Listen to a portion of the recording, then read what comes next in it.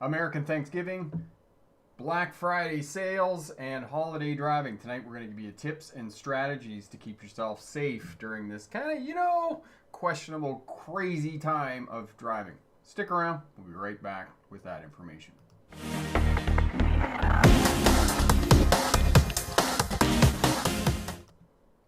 Welcome back.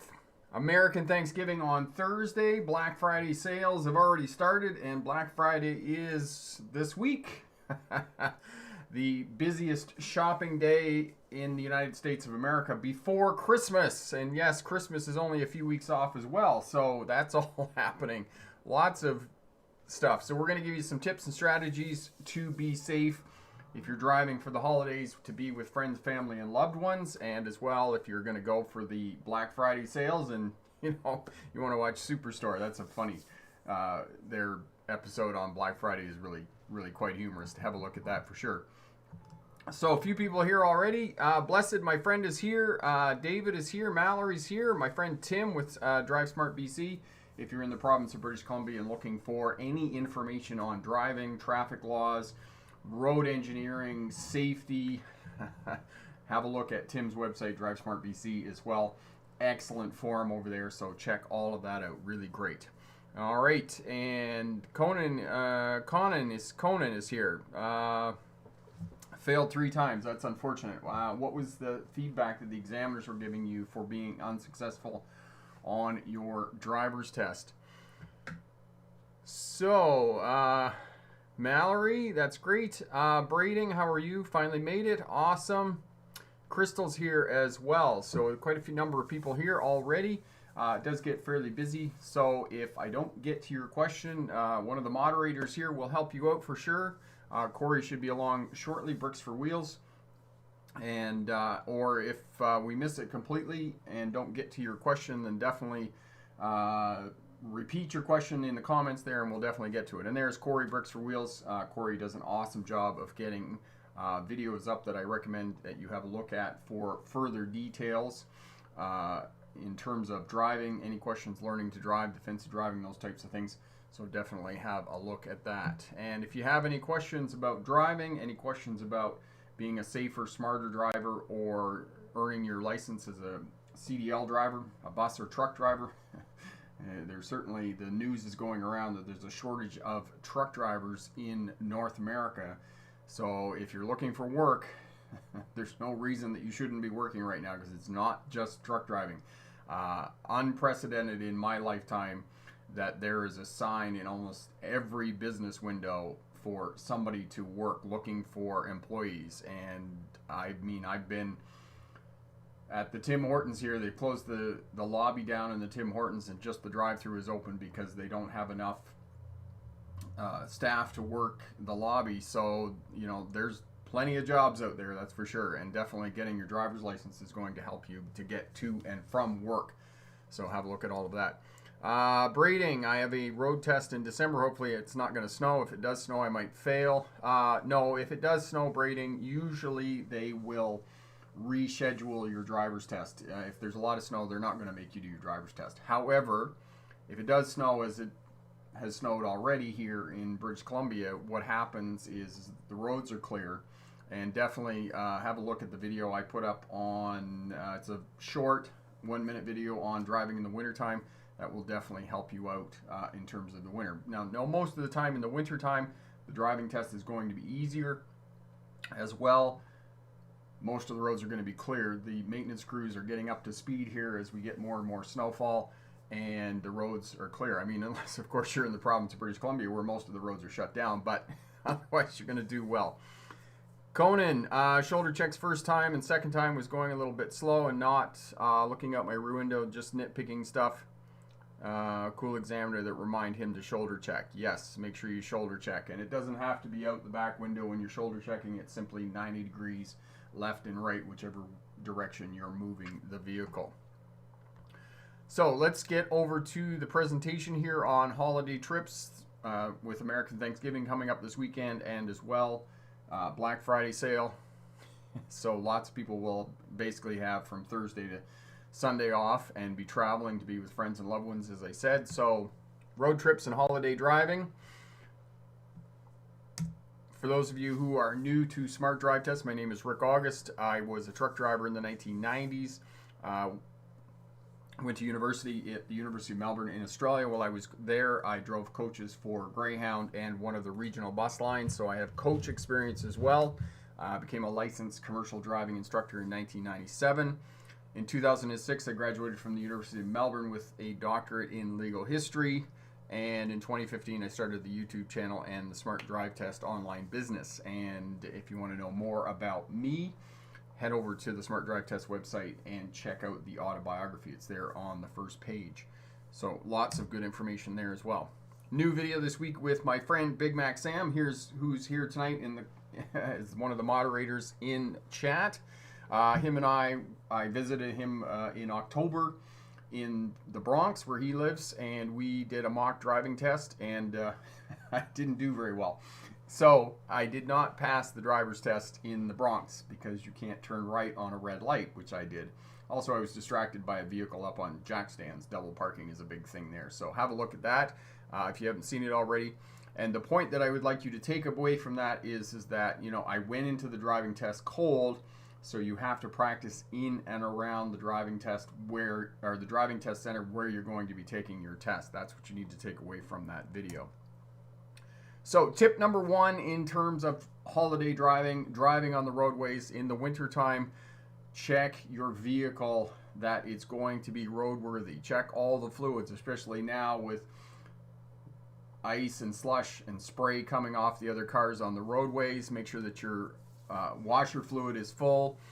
Check your tire pressure. Make sure that you have good wiper blades on the vehicle. Make sure that you get an oil change if you haven't done that. If you're unable to do any of that, make sure that you take it into a mechanic and have him or her check it out and make sure that everything is working properly. Okay, and have a look at the video on winter car care. This will show you what you need to do to get your vehicle up to speed to make sure that it's going to get you where you need to go. And as well, I'll get Corey to throw up the other video on winter survival kits. There were a few people with the rainstorms and the floods and mudslides we had here in the province of British Columbia who were stranded in their vehicles for 2 or 3 days and did not have sufficient clothing, sufficient blankets, and food and whatnot. So make sure that you have that in your vehicle as well if you're traveling. All right, so navigation. If you don't know where you're going and haven't been to the place where you're going, make sure that you look at Google Maps. Don't just rely on your phone and your GPS, okay?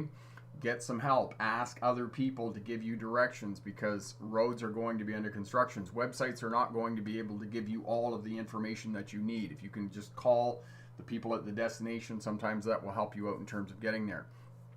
Make sure that you plan breaks, especially if you're traveling with children in the vehicle, because you need to stop every couple of hours because they need to get out and walk around and those types of things. All right, and stop and look at the directions. If you get lost, pull into a fuel station because even with GPS, there's still a good possibility that you're going to get lost. Don't be driving around forever trying to figure out where you're going and those types of things.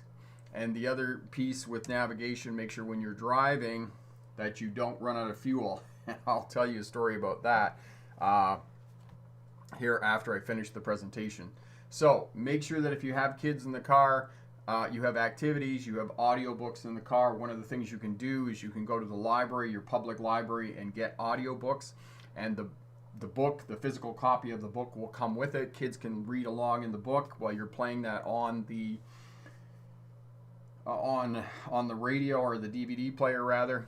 And you can have games in the car, and you need to have accessibility to all of the items in the car, blankets and food and drinks and those types of things, and make sure that it's placed as such, or somebody has that responsibility that you're not being distracted from your driving when you're trying to pass these items to children and back and forth to other people in the vehicle. Okay, number 4, preparedness. I already talked about food and drink in the vehicle. Assign roles to different people in the car. One person is responsible for gathering up the rubbish and the garbage and making sure it's in a bag. Another person is responsible for getting stuff out of the cooler. Another person is responsible for blankets and clothing and those types of things. As well, if you take medication, prescription medication, make sure that you know the effect it has on you and your ability to drive. Remember that it is not illegal drugs that cause people to be inebriated while driving, it's over-the-counter medications and prescription medications that cause most drivers to be intoxicated. Learn how to use cruise control and lane assist if you're driving for long periods of time on interstates and freeways, because this will reduce distracted driving. You no longer have to monitor your speed. You can simply put it on one speed. If the speed limit is 100 kilometers an hour or 60 miles an hour, you can put it at 65 miles an hour and you don't have to monitor your speed anymore. As well, if you have lane assist, the vehicle will automatically stay centered in the lane so long as the lines are visible. Of course, if it's raining, heavy rain, or you're in snow and ice and questionable road conditions, then don't use cruise control. But if the roads are bare and you're on a highway or an interstate, then yes, you can use cruise control, and this will significantly reduce fatigue and reduce distractions when you're driving. Night driving. The saying pretty much sums it all up here. Drowsy drivers rest in pieces. If you are tired, stop and get some rest, especially if you're driving by yourself and you don't have somebody else to talk to. Stop in a rest area, lock all the doors, lay back, get 20 minutes, an hour of sleep. Even 20 minutes or an hour is going to allow you to keep yourself going when you're driving and it's tired, especially at night, because you're going to be really, really fatigued, especially between the hours of 1 a.m. and 5 a.m. in the morning. Those are going to be your toughest times, because those are the times that our body naturally wants to go to sleep. So if you need to get some sleep, get some sleep. Don't push yourself. Okay? Take breaks every couple of hours. Plan your breaks when planning the trip. Exercises and playgrounds for children. Can you get out? Can you walk around? Can the kids get out and run around and play in the playground and those types of things? Try not to eat heavy foods. It's better if you're eating a little bit over a longer period of time or drinking over a longer period of time. Try to stay away from caffeinated drinks and Red Bull and those other types of things, because all of that's going to cause you, you're going to get an immediate high from it, no doubt, and a kind of a boost, but it's better to drink water, 1 or 2 cups of coffee over the course of the day. But anything in excess is going to affect your alertness and your ability to drive. Clothing and comfort, tip number 8. Okay, make sure that you take off any jackets. Make sure that you're comfortable when you're sitting in the car, because you're going to be in the vehicle for long periods of time. Put your jackets in the back. Have emergency clothes in the vehicle. Have emergency blankets for every person who's in the vehicle. Have an emergency survival kit, that has a tow strap and battery booster cables and shovels and those types of things. If you need a back support because you have physical disabilities or those types of things, have those in the vehicle. And then, of course, accessibility. Make sure that you have a phone charger in the vehicle, because if you get into trouble, the vehicle breaks down, or you end up in the ditch, then you can phone, because your phone's going to be charged and whatnot. And the other piece that I encourage you to have while you're driving for long periods of time is audiobooks. Make sure you have that. Will keep you engaged in the task of driving as well, because as we get bored, we get distracted, we start looking around and those types of things. But you're more engaged if you're listening to audiobooks while you're driving on long road trips. Emergency stops and breakdowns. I cannot emphasize this enough. Do not pull over on the side of an interstate. Do not pull over on the side of a freeway. Go to the off-ramp and other places and pull off over on the other side. Get off someplace safe. The side of an interstate, the side of a highway is not a safe place in any stretch of the imagination. Okay, I already mentioned having the cell phone charging cord in the vehicle. Most of us in this day and age are going to have that. If you don't have a cell phone holder, something that will hold your cell phone, do get one. They're inexpensive. They're less than $30. And that will help you to navigate as well if you're using the GPS on your phone, and will allow you to have it hands-free. I can say this because I only recently got one in my car. I never really used GPS before, but now that I have a phone holder in my vehicle, it makes it way easier. Okay? So if you're traveling in the fall, as it is now, if you're traveling in inclement weather, make sure that you have a survival kit in your vehicle. And it might also pay for you to have roadside assistance, either the AAA or the CAA here in Canada. And it's inexpensive for them to come out. You get tows and whatnot. It's only about $80 or $90 for the year. to have roadside assistance. And you know, if you're not able to change a tire, you don't know how to change a tire, they will come out and do it for you as well. I think they'll tow you up to 250 kilometers, which is about 175 miles. It's a fair distance that they will tow you to a repair station to get your vehicle repaired. All right, so good luck on your driver's test, and remember, pick the best answer, not necessarily the right answer.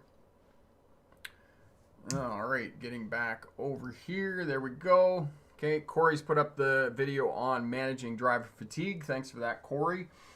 Crystal, we are Outback Steakhouse waiting to be seated. And you're watching on my live stream. That's awesome, Crystal. Just absolutely awesome. Mallory, something else passengers can do on a long trip is listening to music. Yes. Mallory, I find that music has a very short duration. Like I personally can't listen to music for long periods of time. I like audiobooks. I have tried listening to nonfiction while I'm driving, but it doesn't really work for me. I got to go for some of the trashy novels, you know, like a John Grisham novel or something like that. I find those really good when I'm driving for long distances. If I'm going down to the island or I'm driving to Calgary or those types of things, and it's 5 or 6 hours away. So, and Tim here says that roadside assistance is part of his car insurance. Now, Tim, is that an add-on? Is that something that you can add on to your insurance? Or is it just something that's included, kind of like travel insurance with a credit card? Is it like that? Jacob, I failed my first test because it was determined to pass the second, so I watched a bunch of your videos and practiced then a lot and passed. So you passed on your second time, Jacob. Congratulations on passing your driver's test the second time. That is awesome. And did you go and celebrate? What did you do, Jacob, for your celebration of passing your driver's test the second time? Okay. Mallory says, make sure all your lights are working. Yes. And the other piece of long road trips is to make sure that you do not run your vehicle less than a quarter of a tank. Actually, I would suggest to you, from experience this past summer, that you make sure you have fuel in your vehicle, because as some of you know, I drove from where I live here in British Columbia to Ontario, which is 5 days of 8-hour days on the road driving. It's almost 4,000 kilometers, which is 3,200 miles from here to Ontario and then back. So it's 3,200 miles each way. And so I knew to keep it above a quarter tank. However, I left Winnipeg very early in the morning. It was like 4:30 in the morning we left Winnipeg. And I only had a half a tank of fuel. Well, the buggy only goes about 200 kilometers, which is about 160 miles on the bottom half of the tank. And I don't know why I didn't fill it up before I left Winnipeg, but we basically rolled into Kenora, Ontario, which is in the northern part of Ontario, on fumes. And I was very worried that we were going to run out of fuel. We didn't run out of fuel, but we did get into Kenora, we did get fuel, and we were all good. We didn't run out of fuel. But coming back, now this was the part that really ticked me off. So we're coming back, we're coming across the prairies, we're in Saskatchewan. There's not really a whole lot in Saskatchewan. There's a town called Moose Jaw. And so I'm running about 3/8 of a tank, and I'm starting to look for a fuel station. And I'm thinking, okay, 3/8 of a tank, I got lots of fuel, and we're going to go to Moose Jaw, we'll get some fuel in Moose Jaw. Well, the Trans-Canada Highway is not really, it doesn't live up to its name in any stretch of the imagination. Many parts of the country, it's 2-lane, windy road up and down through backcountry in the middle of nowhere. And it was kind of like that on the prairies. And so we get to Moose Jaw, and it just like goes past the outskirts. The Trans-Canada Highway just goes past the outskirts of Moose Jaw. And there's no fuel station. If you want a fuel station in Moose Jaw, Saskatchewan, you got to drive into Moose Jaw. So we drive through Moose Jaw. Now I'm down to a quarter of a tank. Now I'm below a quarter of a tank, and I'm running on empty. And now I'm starting to panic looking for a fuel station. And of course my mom's with me, and I'm beating myself up because I know better. I know better than to run the car less than a quarter of a tank when you're on a long trip. And, you know, of course, I'm not really accustomed yet to, you know, find restaurants nearby, find fuel stations nearby on my phone yet. But anyway, I did look up a fuel station on my phone, and so it tells us to turn off the Trans-Canada Highway, head north on this road. We head north on this road to this place where there's a fuel station. We get to it's an old convenience store, and there's 2 pumps outside, and both of the pumps have a sign on them that says out of order. Of course, I get out of the car, I go into the convenience store. It's these 2 elderly Oriental women who are in there who basically didn't really speak English. And I said, "Do you have fuel?" They're like, "No, we don't have, no fuel." I'm like, "Okay." And I'm like, "Where's the fuel?" And they point in the opposite direction where we're going to go, and they don't really have fuel. So I'm like, "Okay, you don't have fuel." So then I go back out, get in the car. I'm freaking out because we're running on empty. I go back down the road. My mom's like, "There's a farm." And my mom says, "Just go in there and ask them if you can buy some fuel from them." And I'm like, "There's nobody there, Mom. There's nobody there." It was just like an outpost.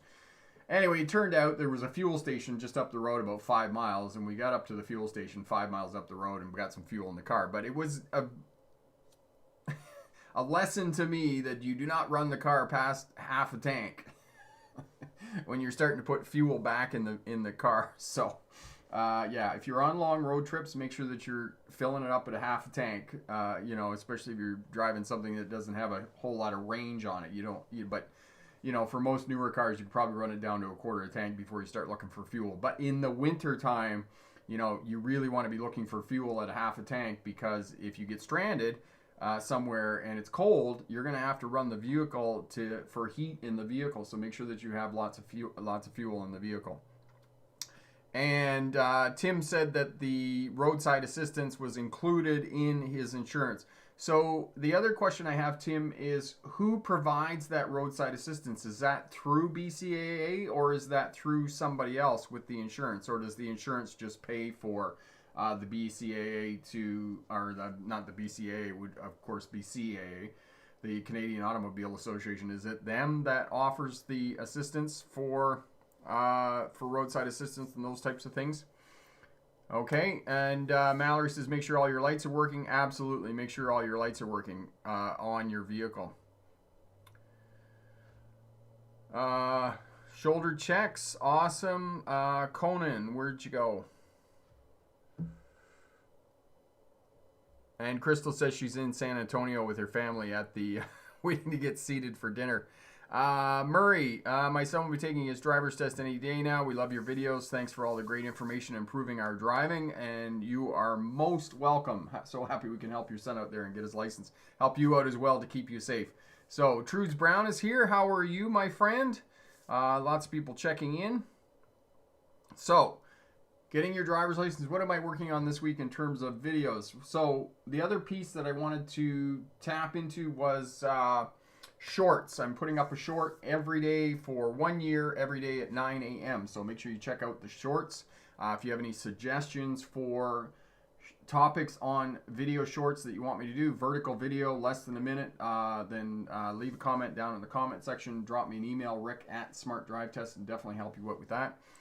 Tim says, I use whoever is close and they pay the bill after I submit it. Oh, okay, so that's kind of cool. Interesting. I never knew that before. That the lights work, keep them clean too. Yes, and that's an excellent point. So when you go into the fuel station to get fuel, as I was talking about previously, and you're cleaning the glass, make sure that you clean the lights off as well. So clean the headlights off, clean the taillights off, make sure that your license plate is visible and those types of things. And this time of year, when the sand trucks are dropping sand on the road, I don't know about where you live and what state or province you live in, but here in British Columbia, they drop something on the road which is called pickle mix, which is half sand, half salt. And I don't think it's all sand. Sometimes the rocks are like this big. So stay away from the sand trucks because you will get a lot of stone chips on your windshield. And couple of years ago, I was going down to the island and went into Kamloops.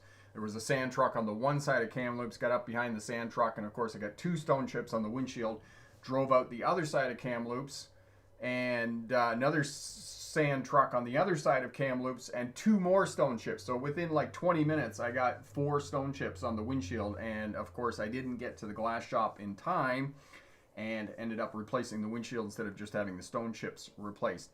If you do get stone chips on your windshield on your car, get into the glass shop as soon as you can, because it's only about $65 to get them fixed.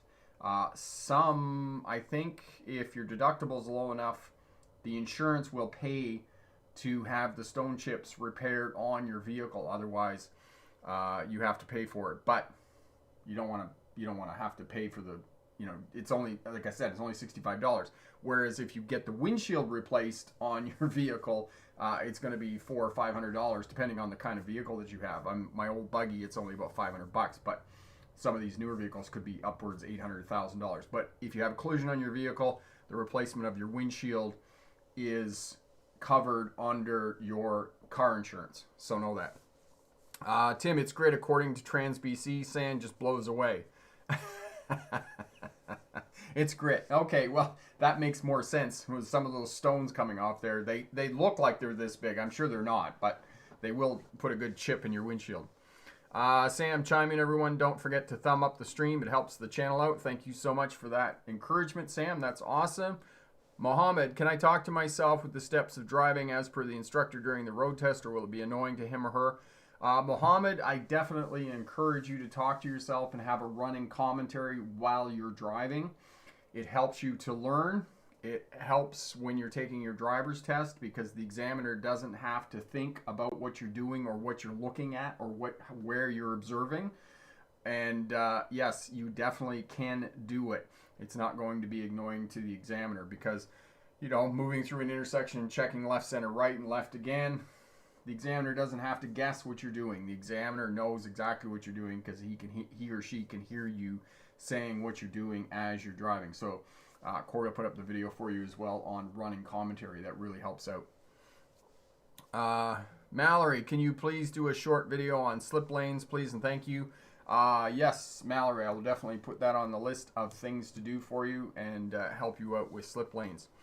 Tix, hello, I failed my road test 2 days ago. This was my second time. What are some tips? Tix. Okay, so Corey's put up a video for you on tips and tricks to pass your driver's test. But essentially, every driving test has 4 components. I know the other piece. Before I get into this overview of a driver's test, pass your driver's test first time, guaranteed, over at the Smart Drive Test website. Corey will put the link up for you as well. As a bonus, we throw in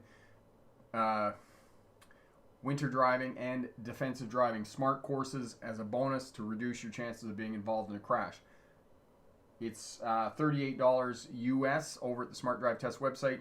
This week, because it's Black Friday, on Friday, 30% off if you use the coupon SMART30. So that starts tonight, and it will go until next Sunday is the Black Friday sale. So everything on the website, all the courses are all 30% off. So use the coupon code SMART30 and you get 30% off that course.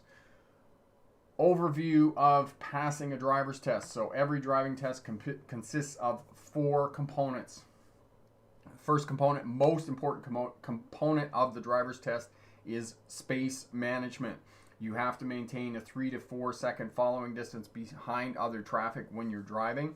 When you stop in a queue of traffic, you have to be able to see the tires of the vehicle in front making clear contact with the pavement. Stop at the correct stopping position at controlled intersections, so stop signs, yield signs, and traffic lights. Stop behind the stop line. Stop before the crosswalk or the sidewalk. If those 2 conditions don't exist, then stop at the edge of the road where the 2 roads meet, so just before entering the intersection. Don't drive into an intersection that you can't clear, because say there's a transit bus on the other side of the intersection and that transit bus has stopped. If you pull into the intersection and you can't clear the intersection and the light turns red while you're in the intersection, that's an automatic fail on a driver's test. Now, I've had some pushback on drivers saying, oh, you don't have to stop for yellow lights. Yellow lights mean proceed cautiously. For the purposes of a driver's test, yellow and red lights mean the same thing. Yellow lights don't mean proceed cautiously. Yellow lights mean stop if it is safe to do so. So, for the purposes of a driver's test, get stopped if you can. Because if you go through the intersection and the examiner looks up through the top of the windshield and sees the light turn red as you're moving through the intersection, it's an automatic fail on a driver's test. So, space management.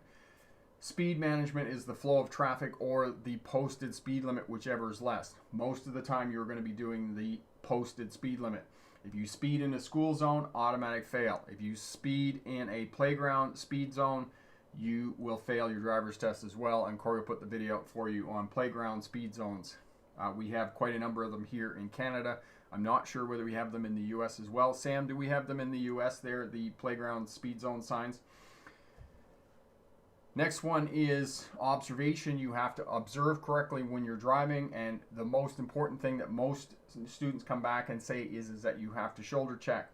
Simply 90 degrees in the vehicle, in the direction you're moving the vehicle, whether that's right or left. You have to shoulder check 2 times. So if you're turning right, for example, approximately half a block before the intersection, the turn, and then immediately before turning.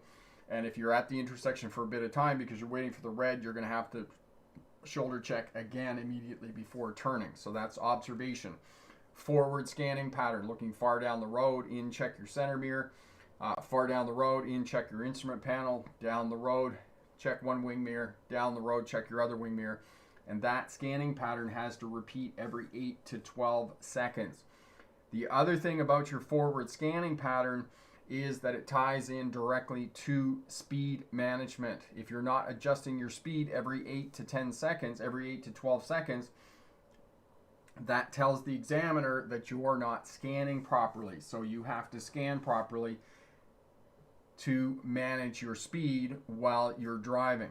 So, and as well, reversing, when you observe to reverse, you have to look out the back window. You can use your mirrors, you can use your backup camera, but you can't use it as your line of sight. Your main line of sight when reversing is looking out through the back window. And for approximately every vehicle length, pause, do your 360-degree scan, and then proceed, okay?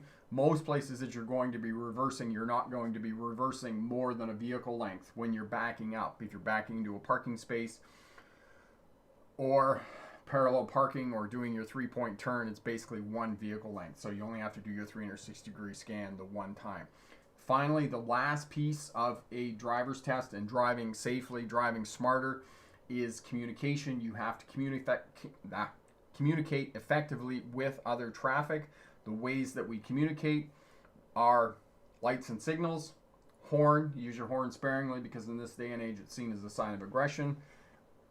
Eye contact. If you're not sure what a pedestrian is doing, get eye contact with him or her.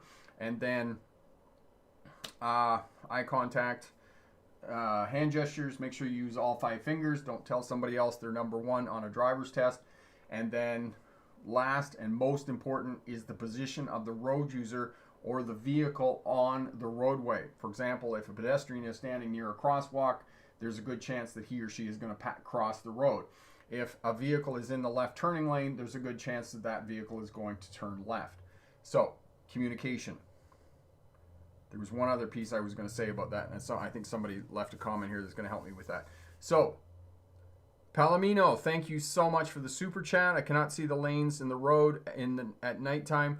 When it is raining, what can I do? Okay, so Palomino, excellent question in terms of observation. What do you do at night when you're driving? And it's tough now because in North America and other places in the Northern Hemisphere, it gets dark at like 4 p.m., which is like crazy. So first and foremost, make sure the glass on your vehicle is clean. Make sure the front windshield is clean, inside and out. So clean the inside, and then have a look at the video that I put up a couple of weeks ago on 7 gifts for Christmas. Okay, for the driving enthusiast, have a look at those gifts. One of those gifts is the Rain-X windshield washer fluid. That will keep the outside of your windshield clean when you're driving at night. That's important because otherwise, if the glass is dirty on your vehicle, you're going to get a lot of glare back, and that makes it difficult to see. The other thing that you want to be seeing at night, make sure that you, when it's raining as you asked, make sure that you have good windshield wipers on your vehicle. Corey will put up the video on the Trico Force windshield wipers. I really like them. They, what am I trying to say? I've had them on the buggy now for a couple of years. And for those of you who don't know the buggy is the 1998 Honda CR-V that I drive. I've had those Trico Force windshield wipers on my vehicle for a couple of years. I really like them, so they keep your glass clean. The other thing is look down the road. Follow the traffic. Traffic's going to drive on the road for the most part. Not just the traffic down in front of you, but also the traffic in the other lane. This will give you relative where you're supposed to be on the roadway, okay? Road signs along the roadway is reflective. So that's going to help you to find the road as well, okay, is the traffic signs. And then anything else that's reflective. If you're driving on, in the city, if you're driving on a roadway that has houses along it and those types of things, look for the houses and the ambient lighting coming from the roadways and those types of things. Essentially, what you're looking for is any you're looking for any landmark that will help you to find the roadway when you're driving at night. And most of the time, that's going to be the other traffic that's on the roadway. And not just the roadway, the traffic that you're following, but also the traffic that's in the other lane as well, okay? Concrete barriers, utility poles, traffic lights, and those types of things. So all of those will help you to drive at night in the rain. Tim, it gets dark at the same time, at the same latitude in the southern hemisphere. It does? Let me think about that. Because I've been in the southern hemisphere. The southern hemisphere's the opposite. I gotta think about that. Mallory, don't shoulder check over the wrong shoulder no matter what way you're turning. Yeah, make sure that if you're turning left, you're shoulder checking left. If you're shoulder checking right, make sure you're shoulder checking right. Yeah, Evan, you keep saying that, and I don't know. I have no idea what that means. Excuse me.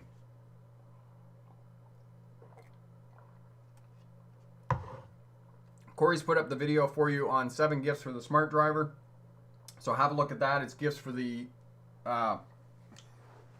driving enthusiast. And I had one driver come back to me, one smart driver come back to me and say, oh, I'd never buy windshield washer fluid for anybody as a gift.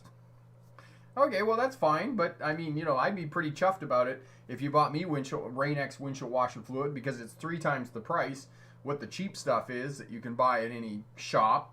And it works better because the other thing about the Rain-X windshield washer fluid, the winter washer fluid, is that it causes the water to bead off the windshield. So it makes it easier to see, and it's more visible to drive, especially at night when you're driving in the rain and those types of things.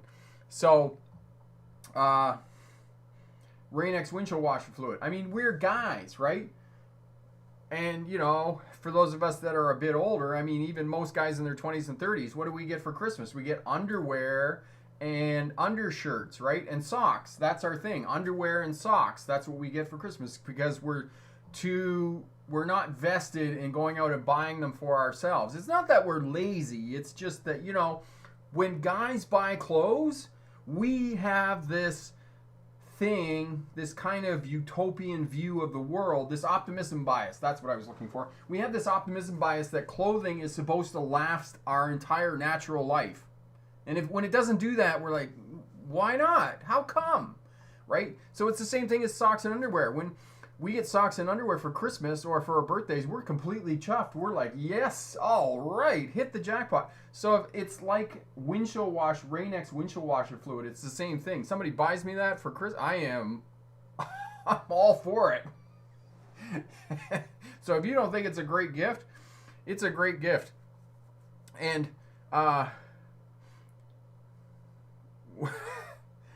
hydrophobic windshield treatment. Is it something good, Tim? Because I haven't heard of that word, hydrophobic. Hydrophobic. It sounds like you're afraid of water. And here's a tip for the other guys who are in relationships with their woman, and and of course, I'm not going to get into the rest of this. But if you want to get points with your significant other, and they drive a car, they have their own car, just fill up the windshield washer fluid for them. You will get points, okay? Because every relationship has a point system thing. If you haven't figured out this point system thing yet, you probably haven't been in a relationship long enough, because there's a point thing. And points, you will get points for looking after the car for your significant other. Okay? I'll just leave it there. Palomino, thank you so much for your answer. My questions, you are the best. You are most welcome, my friend. Evan, if you're on the road with only one lane in each direction, you shall either be closer to the center of the road or in the center of the lane, depending on whether you're turning left or right. Okay, and on that point, that's an excellent point, Evan.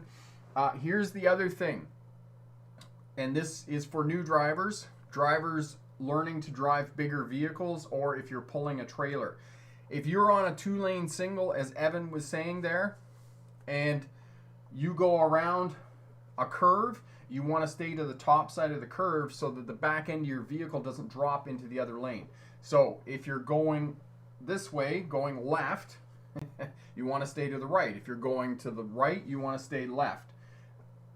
And as I said, it's going to stop you from encroaching on the other lane of traffic, and it's going to keep you safer when you go around corners. All right, and when I teach truck driving, that was one of the things that I said all the time, that I needed to put on a tape recorder. Top side, driver, top side. Because every time they go around a curve, they think they'd be driving a car. And when you got a big 53-foot trailer on behind you, you got to be on the top side of the curve when you go around. And I can follow tractors, trucks and trailers going up and down the road. I can tell you how much experience they have, whether they're staying to the top side of the curve or not when they're going around a curve. Singner, I just got my level 2 provisional license last week. I just wanted to say that your videos have helped me out a lot over the past year as a new driver. Thank you for all you do. Kyle, you are most welcome. Happy we can help out, my friend. Okay, Rain-X is the trade name for hydrophonic treatment. I'll have a look at that for sure, Tim. Thanks. Epic, if you want me to explain that for you, Rick, there's some places where I undergo viruses. I'm not sure what that has to do. Okay. Patricia, does nitrogen in winter tires really make a difference? Patricia, I'm not sure whether nitrogen really makes a big difference in tires or not. I know that it was kind of the rage there about 5 years ago. I really can't talk authoritatively on it. If there's any other smart drivers here now or, on the live stream or watching on the replay, you can weigh in on nitrogen, but Patricia, I don't think it makes a big difference. I really don't. Okay, that's just my personal opinion. I don't know enough about it. Plug, I have a question. I get scared of being close to people and I hard brake too much, forcing me to brake it. How do I stop this problem? How should I properly brake? Okay, so Plug, one of the things you got to do is you got to manage your space of following other drivers more, and I would also suggest that you work with a driving instructor that will be able to help you to, stop hard braking and whatnot, because there are a number of drivers that this isn't just a problem that you're having. Other drivers have this problem as well, that they brake too much, and oftentimes it's caused by the fact that they're following too close. So if you increase that buffer of space, you're going to find that you're going to be controlling the throttle more as opposed and braking less. So that's usually the symptom of that, or the cause of that, not the symptom, the cause. Okay. GH, after you come to a complete stop in your first car at the stop line, can you leave enough space for the precaution, like if a car rear-ends you, the space would be to drive up a little? No, if you're the first one in the line, GH, and you're stopping behind the stop line, so just as the stop line rolls under the front of the car, that's when you come to a stop. You can't stay back, okay, if you're the first one in the line. You got to move up. Okay, and as Tim just said, regular air out of a compressor is 80% nitrogen, so I'm not really, I know it was the big thing there a few years ago, and they used to put the green valve stem caps on the car, but I think it's falling out of favor now. Okay, Corey's put up the video on preventing being rear-ended, what you can do, and Murray, how do you stop at an intersection where the stop sign is posted ahead of the end of the road and you can't see it into the intersection? Murray, can you reword that? Because I don't really understand what you're asking me.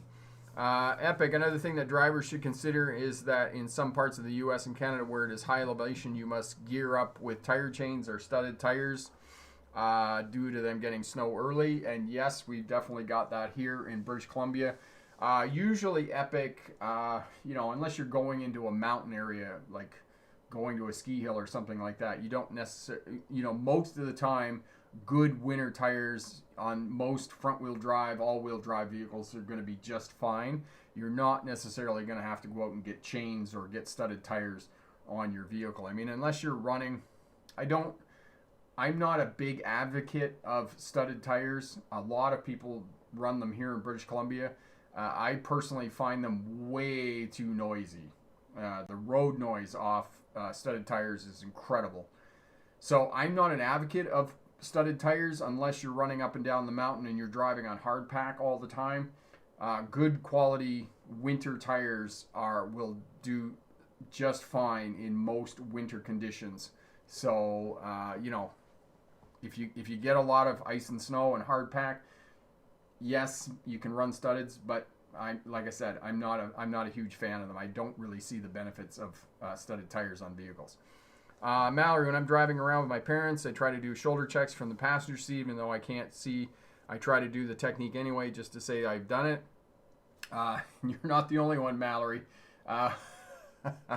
Watch any people drive, and you'll see passengers in the vehicle. If they know how to drive, they're going to be shoulder checking and looking around when the other person is driving as well. So, Micmac, hey Rick, it will be my first time to drive in snow this winter. What's the best tip you can give me?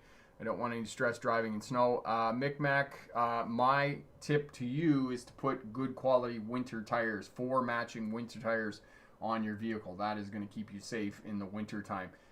The other piece is, of course, increase your following distance as road conditions deteriorate. So, it's going to be a really easy braking early, and then creeping up to where you actually want to stop. So those are some tips that you can use for winter driving and keeping yourself safe. The other piece in the winter time is, of course, the windows are going to fog up. You're going to have to learn how to use the defrost. If the air conditioning doesn't come on with the defrost, then turn it on, because it will help to pull the moisture out of the cabin of the vehicle. And as well, roll down one of the windows just slightly when you're driving. Okay, and then of course there's the video for winter time and cold starts. And I know we live in a world where most people have remote starters for their vehicles and they let them run for 10 or 15 minutes. Actually, all of the studies now show with modern fuel injected vehicles, you don't have to start them up and let them run for 10 or 15 minutes or 20 minutes before taking off, even if it's minus 20 degrees outside, 20 degrees Fahrenheit or 20 degrees Celsius. You can start the vehicle up, let it run for as long as it takes you to clear the ice and snow off the vehicle, and then you can drive the vehicle, and the vehicle will actually warm up faster by driving it than it will sitting there idling it. And actually, it's quite hard on your vehicle to sit there and idle. And people will say, oh, you got to warm it up because you need to make the engine warm to run it and this kind of thing. The only piece of the vehicle when it's sitting there idling that's getting warm is the engine. The transmission's not warming up. The axles are not warming up. All of the drivetrain components are not warming up. Those other pieces only warm up when you actually start driving the vehicle. So when you're sitting there idling, really all you're doing is wasting fuel. And the other piece is you're just creating creature comfort. It's just for your own comfort of getting in the vehicle and having a bit of heat in it. But, if you have heated seats, and most vehicles do in this day and age have heated seats, you just turn the heated seats on and you're not cold for very long. So, that's really the way that you should start your car up and drive it in the wintertime. Blessed, my friend, aloha. I was wondering, did you ever use waterless car wash spray? Does it work? Waterless car wash spray. I can't say that I have. It doesn't sound like something that would work to me. I'm dubious. Maybe you could use that and tell me whether it works or not. Crystal said, now she's sitting down waiting for her food. Oh my God, how long have you been waiting, Crystal? That is quite a ways, quite a wait. Mallory, thank you for your channel. I have learned a lot and become a better smart passenger. That's awesome. Congratulations, Mallory. That's really great. Corey, I think for some it's just to make a car a little more warm inside. Corey, you're absolutely right. I tend to agree with you because I know for a fact that my own vehicle, if I just start it up and drive it, I just make sure that I'm warm. I got a nice coat on, I got a toque on and my mitts and that, and I just drive the vehicle. Clean the snow off of it and that kind of thing. It actually warms up faster. I mean, it's winter time. It's cold. That's all you can do. Okay, so we got that. Okay, nobody, I mean, if you're watching here live or you're watching on the replay, again, let me know what you think about studded tires, because I would be interested to know. That's the question of the day. What's your opinion about studded snow tires in the wintertime?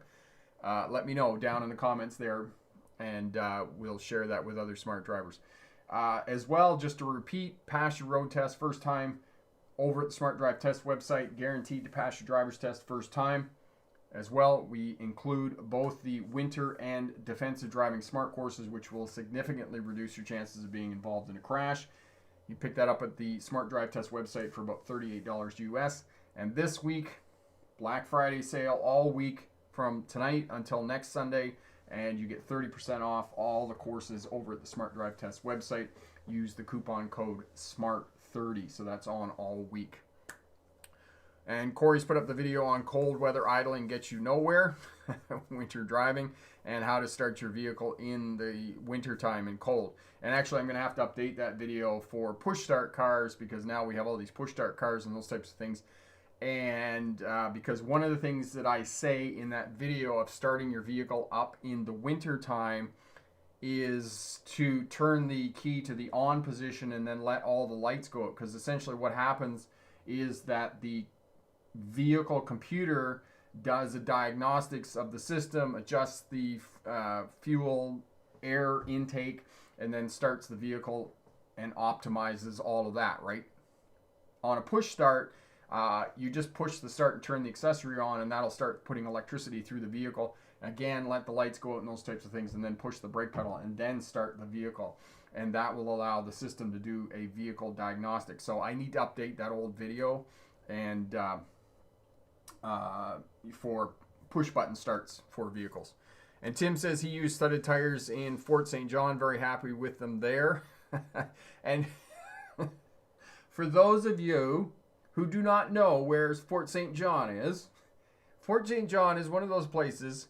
Okay, good night, Tim. Thanks, my friend. Fort St. John is, it's in Plum 40.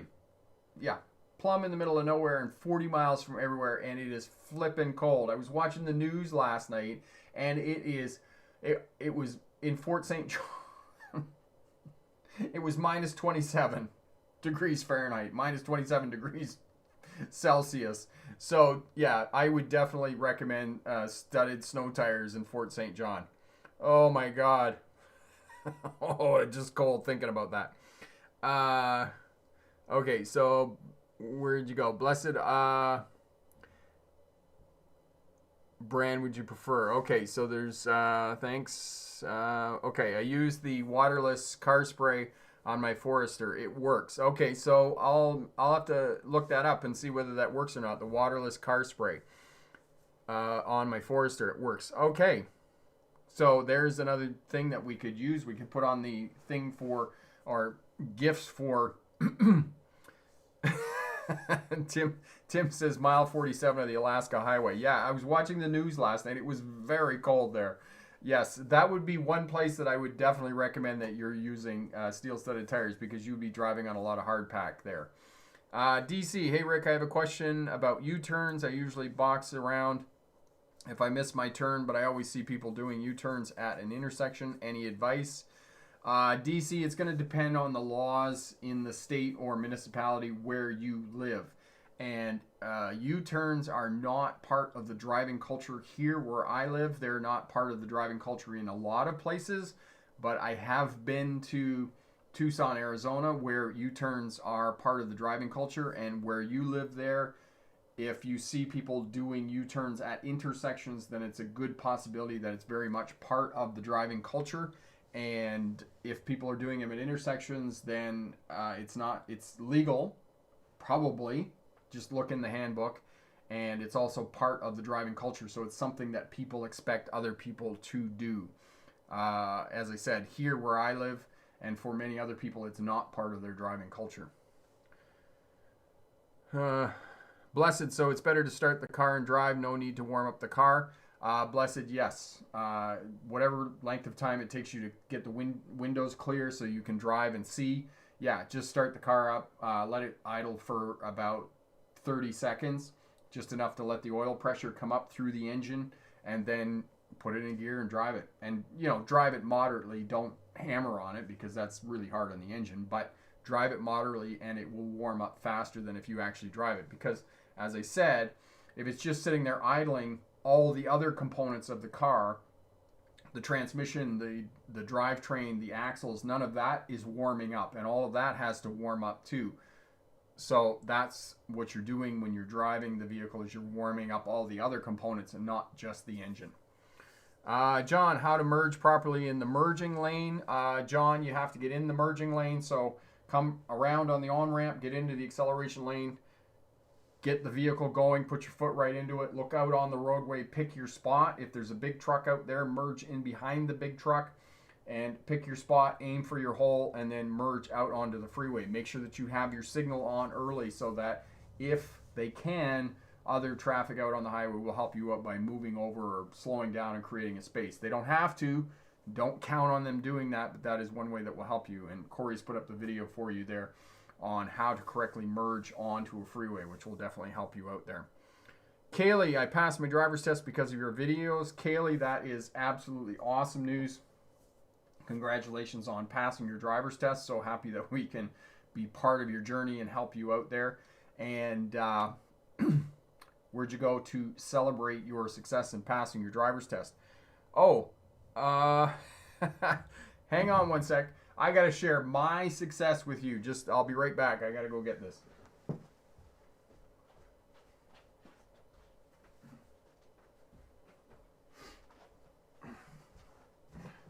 Okay, so as you know, most of you know, I do jiu-jitsu.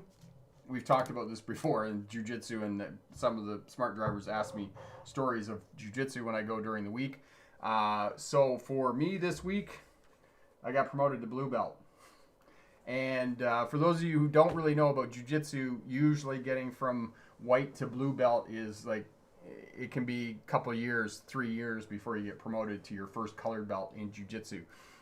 And for me, it was actually a little bit longer than that because I was out for a good part of a year with my back and really wasn't sure that I was going to get, was going to be able to go back and actually do it anymore. So was pretty chuffed about that. Pretty excited about the fact that I got promoted to blue belt in jiu-jitsu. So that was my success this week. And so went out with my girlfriend and we went out for dinner, had some nachos, and then this week I'll go out with my kids when they're back this week, and we'll go out and celebrate on Friday with them. So that's my success.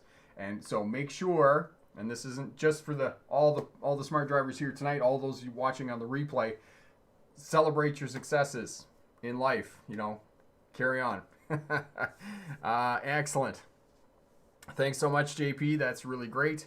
Mallory, what's your take on the weather that is happening in southern BC? We're expecting some rain, actually a lot of rain here in Nova Scotia this week. Yeah, and unfortunately we're expecting some more rain here in the province of British Columbia. Now, the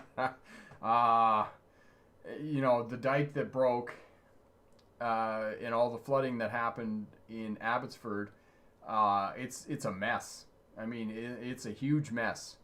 And I have my theories on all of it, but it's unfortunate. It's a mess, and it's gonna take a long time to clean all of this up and get the transportation routes open again. And people are doing an awesome job. I can't commend people enough for what they're doing in terms of helping with the cleanup and the emergencies that have been going on here in the province of British Columbia. But I'm safe. Lots of people are safe, and other people are helping everybody else. And it's mostly down, on, closer to Hope and Vancouver, which is on the other side of the mountains where most of the rain drops. If you take basic geography, you know that the warm, wet air comes off the Pacific and then hits the Rocky Mountains, and then it drops on Vancouver and Hope and those types of places, and that's where they got most of the rain. So we're coming out of it, and we can see the end in sight. So really great.